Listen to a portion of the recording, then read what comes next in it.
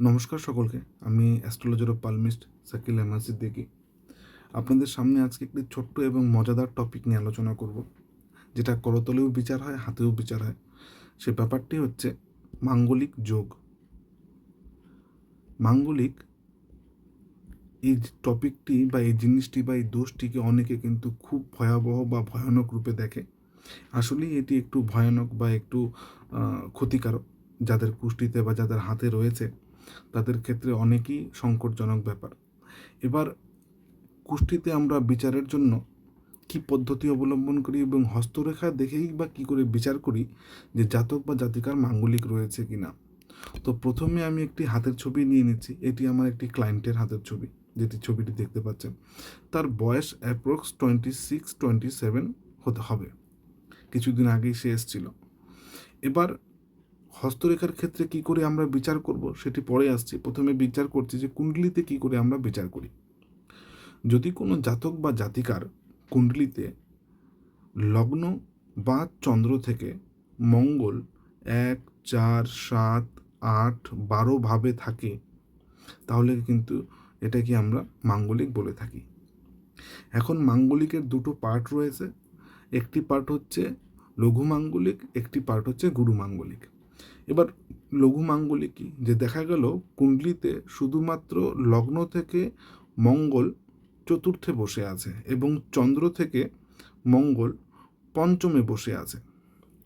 তো এই লগ্ন থেকে যে চতুর্থে বসে আছে, আমি বলেছিলাম 1, 4, 7, 8, 12।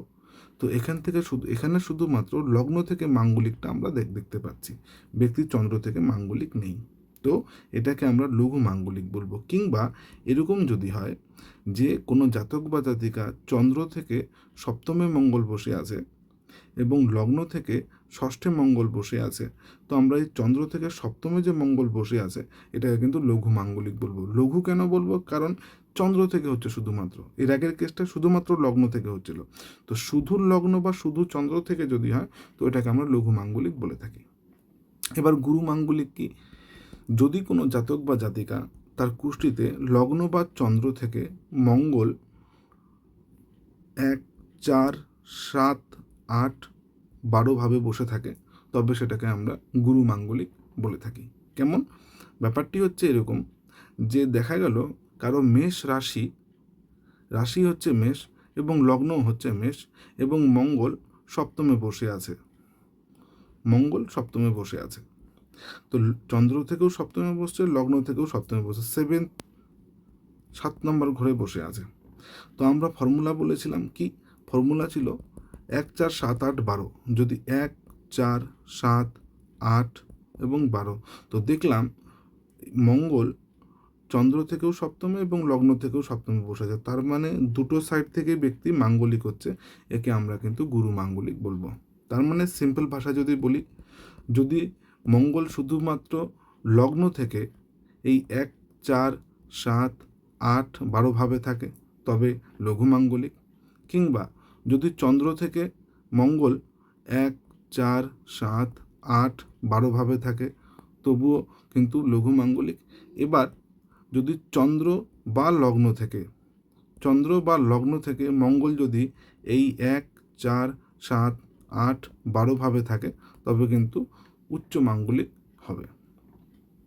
এবার এই তো গেল মাঙ্গলিকের দুটো ভাগ, লঘু মাঙ্গলিক, গুরু মাঙ্গলিক। বা কুষ্টিতে আমরা কি করে বিচার করি? লগ্ন বা চন্দ্র থেকে বিচার করি মঙ্গলের অবস্থান। যদি এই ভাবগুলোর মধ্যে থাকে তবে মাঙ্গলিক তৈরি হয়।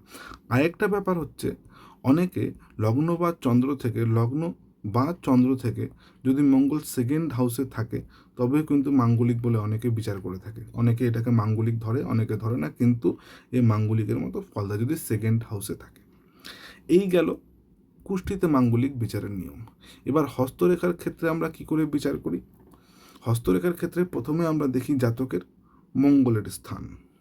এটা কিন্তু সেই জাতকের মঙ্গলের স্থান, এই স্থানটা।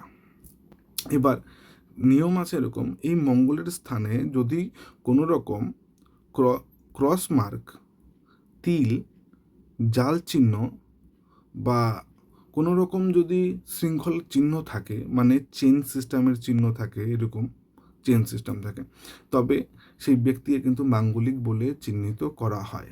দ্বিতীয়ত, সেক্ষেত্রে আবার একটু জিনিস মনে রাখতে হবে, এই মঙ্গলের স্থানটি কিন্তু একটু নিচু বা দুর্বল হতে হবে, মানে একটু খাল হবে সেখানে, গর্ত হবে সেখানে, অন্যান্য ভাবের মতো পর্বতের মতো কিন্তু পুষ্ট হবে না। দেখুন এখানে পুষ্ট নেই কিন্তু, এবং দেখা যদি যায় তো দেখা যাচ্ছে এখানে অসংখ্য কাটাকাটি হয়ে আসছে কিন্তু, তার মানে বোঝা যাচ্ছে ব্যক্তি এখানে মাঙ্গলিকের একটু সাইন রয়েছে। যেই সাইনটি পুরো স্পষ্ট রয়েছে সেই সাইনটি হচ্ছে এখানে দেখা যাচ্ছে এইটুক জায়গার মধ্যে এখানে কিন্তু একটি ক্রস মার্ক রয়েছে, এখানে কিন্তু একটি ক্রস মার্ক, এই ক্রস মার্কটি হচ্ছে মঙ্গলের স্থানেই রয়েছে কিন্তু, কাজে এই ব্যক্তিকে বা এই জাতককে কিন্তু আমরা মাঙ্গলিক বলতে পারি। কিন্তু এই জাতকের কুষ্টিতে কোনো রকম মাঙ্গলিক যোগ ছিল না, কুষ্টিতে কিন্তু ব্যক্তির মাঙ্গলিক যোগ নেই। অথচ হাত যখন দেখলাম তখন দেখলাম, আমি মার্ক করে দিয়েছিলাম ওনার হাতে, এখানে একটি ক্রস মার্ক রয়েছে, এটা হচ্ছে ওনার বাম হাতের ছবি। এবার যদি ওনার ডান হাতের ছবিতে আসি তবে দেখতে পারবো ওনার ডান হাতের ছবিতেও কিন্তু সাইন রয়েছে, একটা ক্রস সাইন, এই একটা রয়েছে, সেকেন্ড এই একটা রয়েছে, বক্স তৈরি হয়নি কিন্তু এখানে, তার মানে পরপর দুটো ক্রস মার্ক কিন্তু আমরা এখানে দেখতে পাচ্ছি, এই একটা ক্রস মার্ক, এই একটা ক্রস মার্ক, পরপর দুটো ক্রস মার্ক, এবং ঠিক ওটা মঙ্গলের স্থানেই রয়েছে। তো যদি কোনো জাতক বা জাতিকার ঠিক মঙ্গলের এই স্থানে, এটা মঙ্গলের স্থান হাতের, এই মঙ্গলের স্থানে যদি কোনো ক্রস মার্ক, কোনো জাল চিহ্ন, কোনো তিল বা কোনো শৃঙ্খল চিহ্ন থাকে, তবে ব্যক্তিকে কিন্তু আমরা মাঙ্গলিক হিসাবে বিচার করতে পারি। সেই সূত্রে কন্ডিশন হচ্ছে অবশ্যই কিন্তু এই মঙ্গলের স্থানটাকে একটু নিচু হতে হবে, দুর্বল হতে হবে, বা একটু খাল চিহ্ন, খাল একটু গর্তের মতো থাকবে, সেখানে জল দাঁড় করালে দাঁড়িয়ে যাবে। এই একটা হাতের ছবি, এবং এর আগে যে হাতের ছবি দেখলাম এই একটা হাতের ছবি, এখানে মঙ্গল পুরোভাবে কিন্তু খারাপ হয়ে আছে, কাজে এই ব্যক্তিকে বলা যেতে পারে ব্যক্তির মাঙ্গলিক। এবার হাত দেখে বোঝার সিস্টেমে এটা যেটা আলোচনার বিষয় ছিল, যে হাত দেখে কি করে বুঝবো মাঙ্গলিক, মঙ্গলের ক্ষেত্র, এটা হচ্ছে নেগেটিভ মঙ্গলের ক্ষেত্র, এই নেগেটিভ মঙ্গলের ক্ষেত্রে যদি ক্রস মার্ক, কোনো তিল, কোনো জাল চিহ্ন বা কোনো শৃঙ্খলা চিহ্ন থাকে, চেনের মতো থাকে, তবে বুঝে নিতে হবে ব্যক্তির মাঙ্গলিকের ছোঁয়া, মাঙ্গলিক যোগ বা মাঙ্গলিক দোষ রয়েছে, এবং মঙ্গলজনিত সমস্যা কিন্তু ব্যক্তির হতে চলছে। তো আজকে এইটুকুই, ধন্যবাদ। নেক্সটে আবার কোনো নতুন ভিডিও নিয়ে আপনাদের সামনে উপস্থিত হব। ভালো লাগলে অবশ্যই লাইক এবং শেয়ার করবেন, এবং খুব শীঘ্রই 7:30 ওপরে, শনির 7:30 ওপরে, ঢাইয়ার ওপরে একটি নতুন ভিডিও আসতে চলছে। ধন্যবাদ, ভালো থাকবেন সকলে।